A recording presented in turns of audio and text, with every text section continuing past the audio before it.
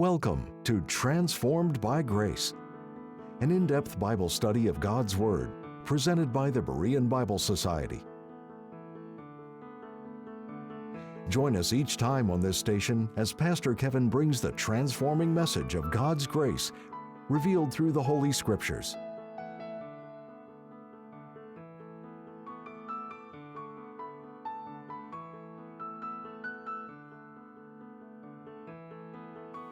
An old story is told of a king who had a close friend with whom he grew up. The friend had a habit of looking at every situation that ever occurred in his life, positive or negative, and remarking, "This is good." One day the king and his friend were out on a hunting expedition. The friend would load and prepare the guns for the king. The friend had apparently done something wrong in preparing one of the guns, and after taking the gun from his friend, the king fired it and the top of his thumb was blown off. Examining the situation, the friend remarked as usual, "This is good."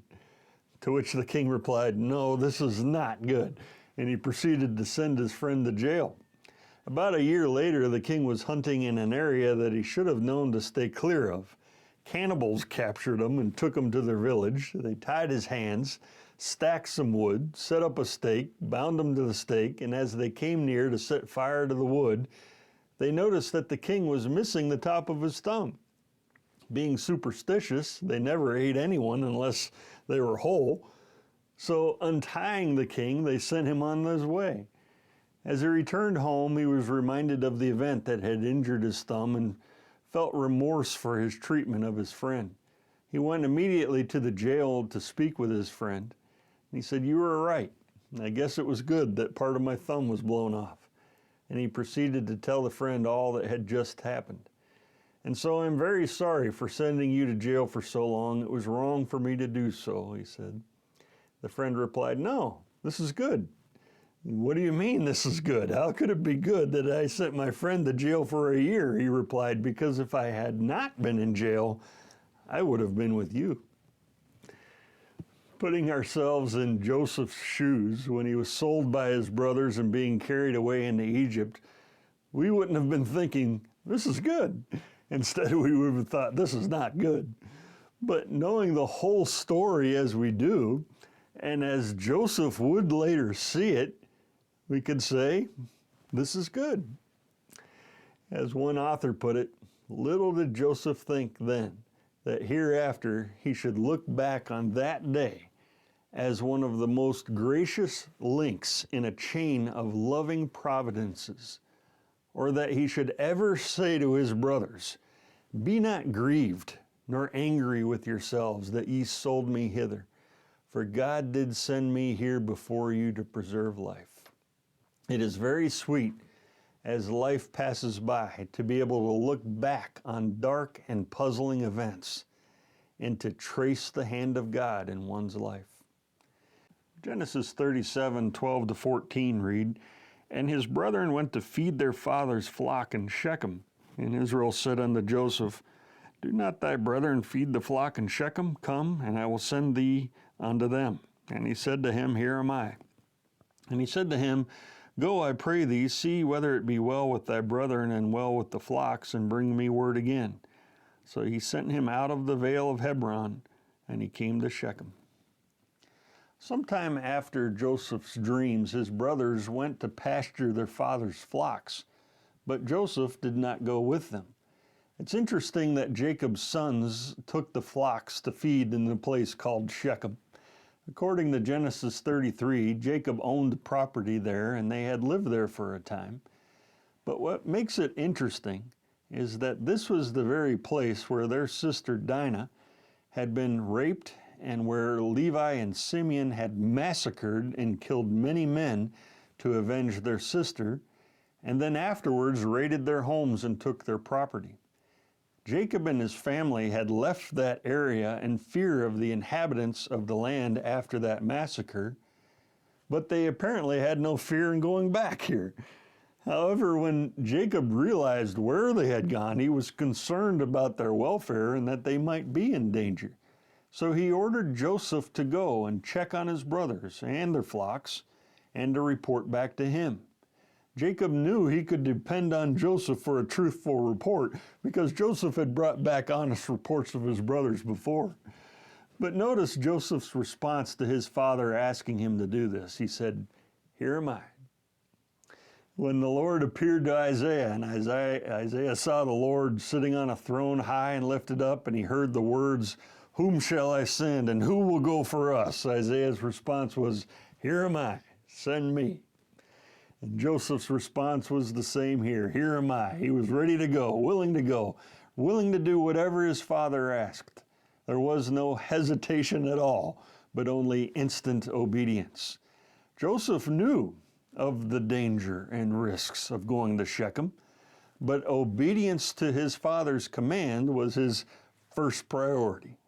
So Joseph set out from the vale or valley of Hebron to go north to Shechem. From Hebron to Shechem was a journey of 50 miles, which was at least a 2 to 3 day trip. Genesis 37:15-17 read, "And a certain man found him, and behold, he was wandering in the field, and the man asked him, saying, What seekest thou? And he said, I seek my brethren. Tell me, I pray thee, where they feed their flocks. And the man said, They are departed hence, for I heard them say, Let us go to Dothan. And Joseph went after his brethren and found them in Dothan." When Joseph arrived at Shechem, he was dismayed to find that they were not there. So he roamed around the area, looking everywhere, searching high and searching low, trying to find some clue as to what might have happened to them or where they might have gone. There was a man from the area who noticed Joseph wandering around and looking for something. So he questioned Joseph and asked him what he was seeking. Joseph told him that he was seeking his brothers and where they were feeding their flocks. The man responded that he had overheard them saying that they planned to go on to Dothan. Dothan had a good water supply and pasturage for their flocks. Joseph's brothers were in no mood to return home, and so they had just kept on going farther away from Hebron and from home. Many might have concluded that they had fulfilled their obligation when they could not find their brothers in the place their father sent them to, and turned around and gone home. But that wasn't Joseph. He went after his brother, verse 17 says. His father wanted to know the welfare of his sons, and he wanted word brought back to him. And Joseph was going to fulfill and carry out the will of his father, even if it meant going above and beyond the original command. So he continued to pursue after them to find them. Dothan was about 15 miles or so north of Shechem, so it took Joseph at least another day to reach there. After arriving in Dothan, he finally found his brothers. What you see in all this is a type of Christ. The brothers represent the children of Israel, wandering far from home and from God the Father, searching for greener pastures in the world.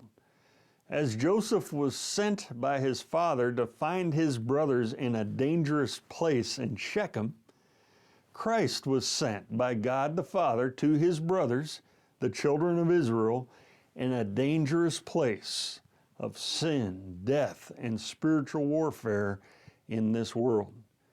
And as Joseph said, "Here am I," and willingly and obediently went to carry out his Father's will, so Christ willingly and obediently came to this world determined to carry out his Father's will.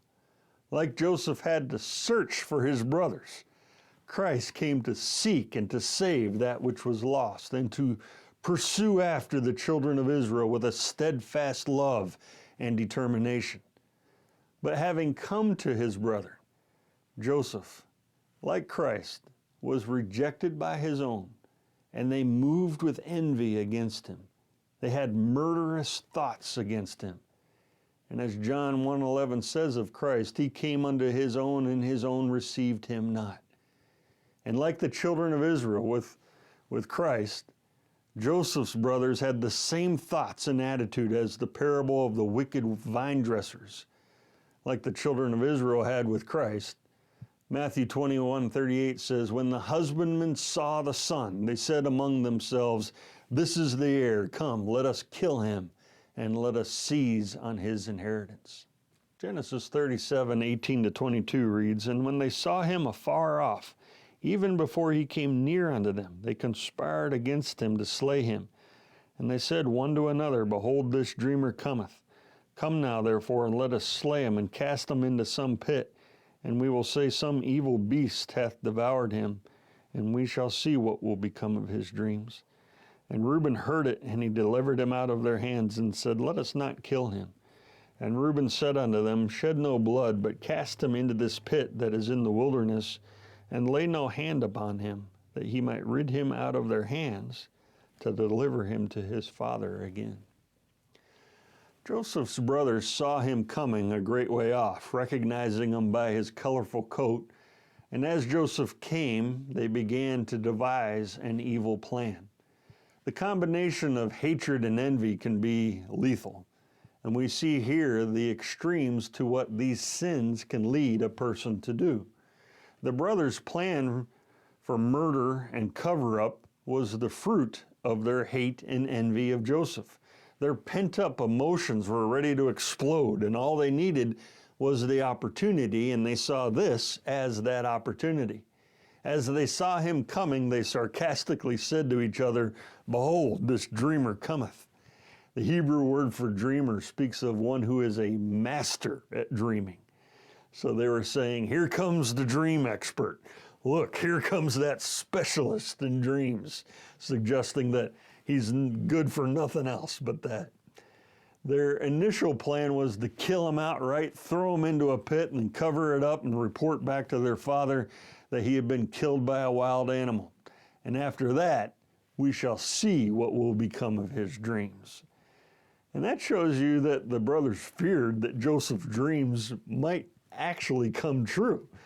But by killing him, of course, they would prevent that. But Reuben would not go along with the plan. Reuben's thought was to teach him a lesson, but not to kill him. He did like the part of the idea of throwing him into a pit, though. Reuben wanted to spare Joseph's life, and he intended to help Joseph escape. But he knew the murderous intent of the other brothers would not allow this immediately. So he persuaded them with the idea of not killing him right then, but to catch him, throw him into the pit alive, let him die of thirst or exposure rather than shedding his blood. Thus, Reuben was able to persuade them against the overt act of killing their brother.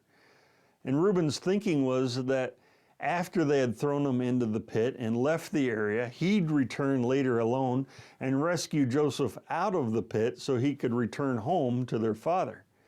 We'll be returning to the program in just a minute, but first we'd like to take this time to thank you, our partners, for making these programs possible. If you would like to access our library of helpful Bible study tools, go to BereanBibleSociety.org.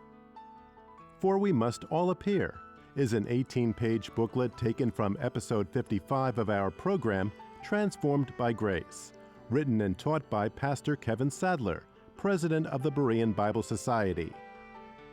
In this booklet, we are looking at the judgment seat of Christ through the eye of faith. Being faithful to the church, God rewards faithfulness. He is pleased by it, and He will recognize and reward these types of things in our lives.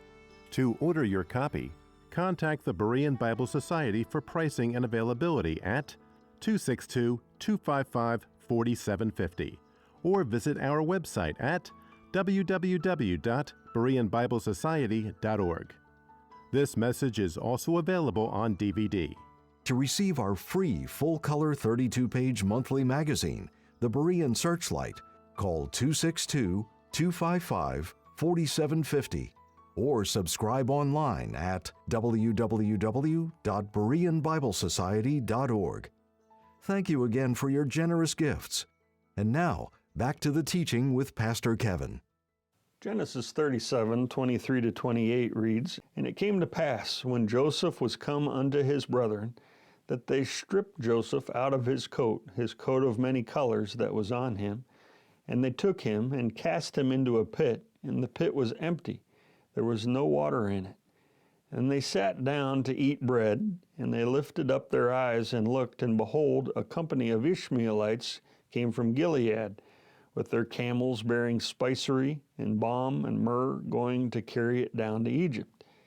And Judah said unto his brethren, What profit is it if we slay our brother and conceal his blood? Come and let us sell him to the Ishmaelites, and let not our hand be upon him, for he is our brother and our flesh. And his brethren were content. Then there passed by Midianites merchantmen, and they drew and lifted up Joseph out of the pit and sold Joseph to the Ishmaelites for 20 pieces of silver, and they brought Joseph into Egypt. Having agreed and decided what they were going to do, the brothers laid their hands on Joseph as soon as he reached them. And the first thing they did was to tear off the coat of many colors, which they resented. The hated robe of favoritism and his vaunted symbol of prestige was the first thing to go, and in their hatred, they ripped it off of him. They then grabbed him and dragged him to a deep hole, and we can be certain violently threw him down into the depths of a dark, muddy, empty pit beside their camp. They took care to choose a pit that had no water in it, and the pit was so deep that Joseph could not climb out of it. After they threw Joseph into the pit, they then realized that they were hungry and that it was time to eat lunch. And since Reuben was there, it makes me wonder if maybe they ate Reuben sandwiches. But it can be difficult to understand how the brothers could sit down and calmly eat a meal while their brother was suffering nearby and begging them to set him free. There is no record of Joseph's crying or begging for help in these verses, but Genesis 42:21 makes it clear that he did. In that passage, we learn how the brothers later said to one another, We are verily guilty concerning our brother, in that we saw the anguish of his soul when he besought or begged us, and we would not hear. As they were eating lunch, Joseph cried out to them, but they hardened their hearts and turned a deaf ear to his pleas. During that meal, out of the anguish of his soul, Joseph pleaded for his brothers' help. Judah, save me. Brothers, help. Dan, Gad, Issachar, get me out. Naphtali, Levi, Simeon, why are you doing this? In the meantime, sometime after Joseph was thrown into the pit and before lunch was finished, Reuben had left, probably to check on the flocks. As the other brothers were still eating, they saw a caravan in the distance, following the nearby common trade route which went by Dothan down into Egypt. This caravan must have smelled both bad and good. Bad because of the camels, good with all their spices and the myrrh that they were carrying. And they also had the medicinal and healing balm of Gilead. The men in the caravan are called both Ishmaelites and Midianites. Now, both Ishmael and Midian were sons of Abraham, and their respective descendants were often together. Both groups were present in this caravan, and they were actually family. They were distant cousins to the sons of Jacob.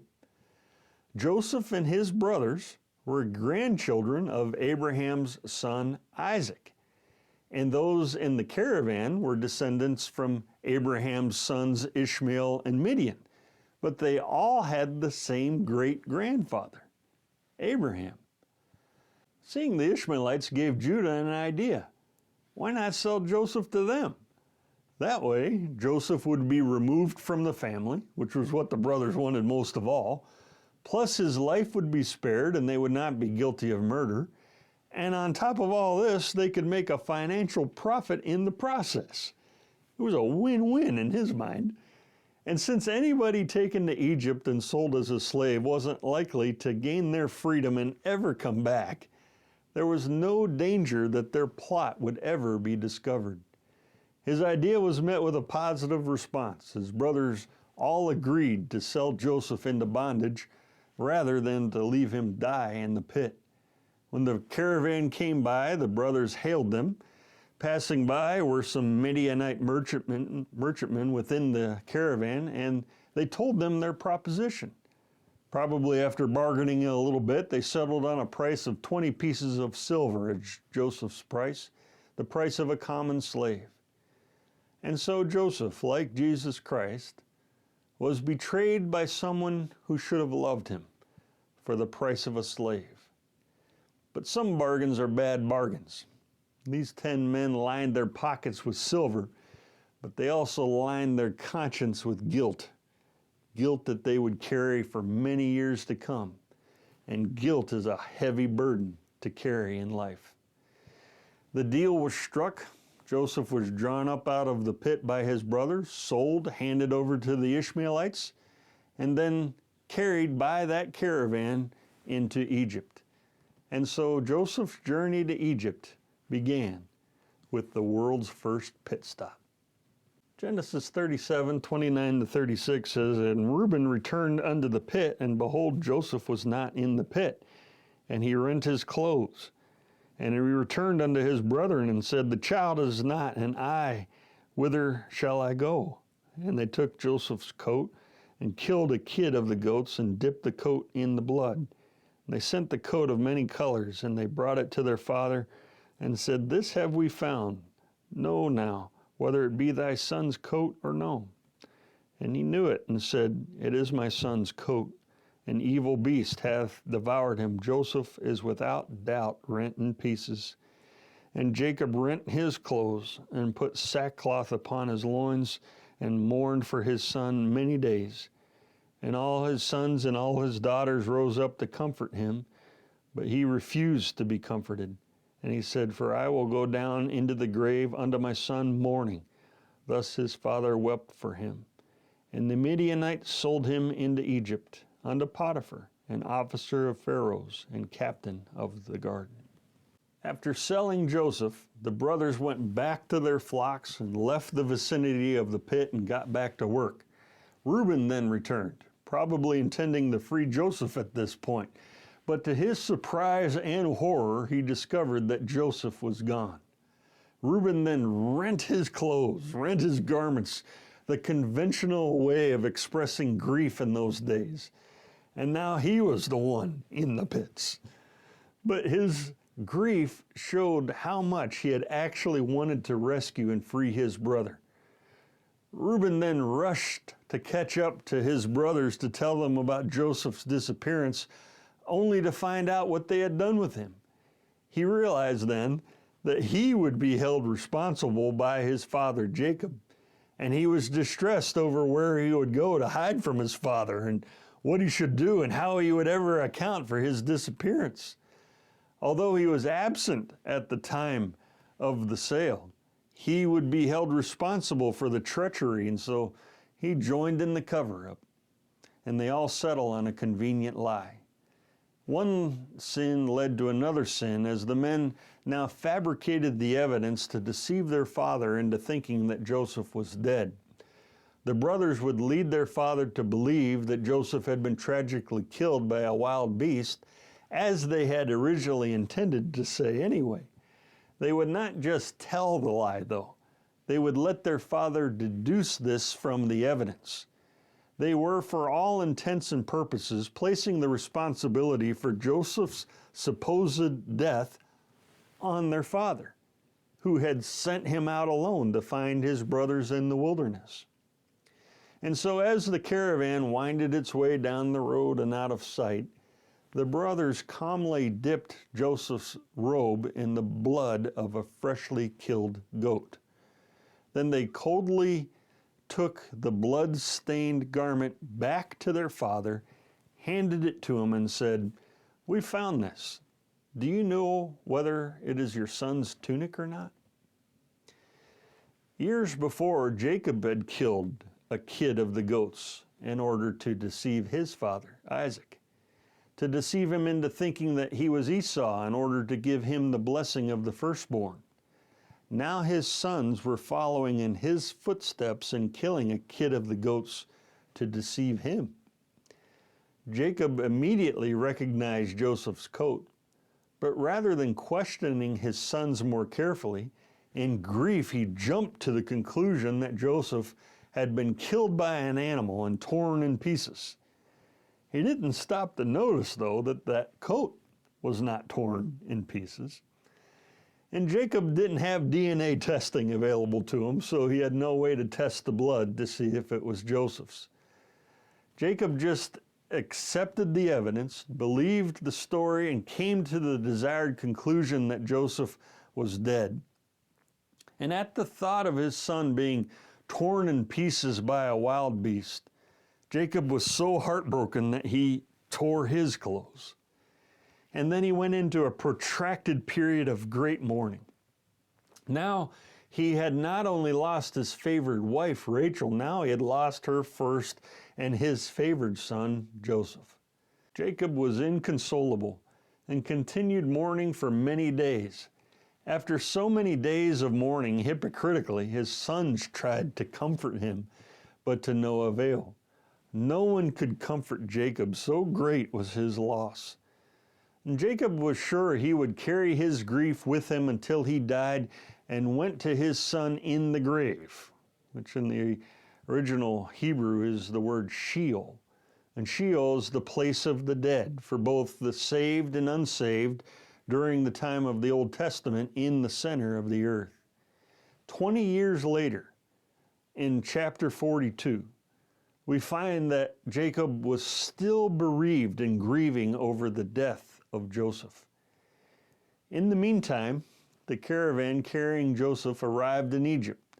God providentially had brought Joseph safely to Egypt and saw to it that Joseph was sold to one of Pharaoh's chief officers, a prominent Egyptian official named Potiphar. This is a sad place of the story. Joseph is gone, sold as a slave. He's off to Egypt. Jacob is heartbroken and inconsolable as the beloved son of his wife Rachel is gone and believed to be dead. The brothers are guilty of a terrible sin against their brother, their father, and their God. It appears that Joseph's hopes are dashed and that his life is over. But behind the scenes of this tragedy moves the unseen hand of God. What appears to be a hopeless situation is merely setting the stage for hope in the future.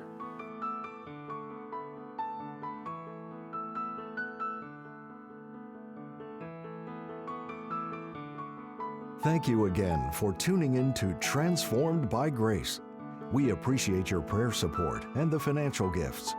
The purpose and mission of the Berean Bible Society is to help you understand the whole counsel of the Word of God. For more information, visit our website at www.bereanbiblesociety.org or give us a call at 262-255-4750. Or if you prefer, write us at the Berean Bible Society, P.O. Box 756, Germantown, Wisconsin, 53022. Now until next time, may you be transformed by God's grace.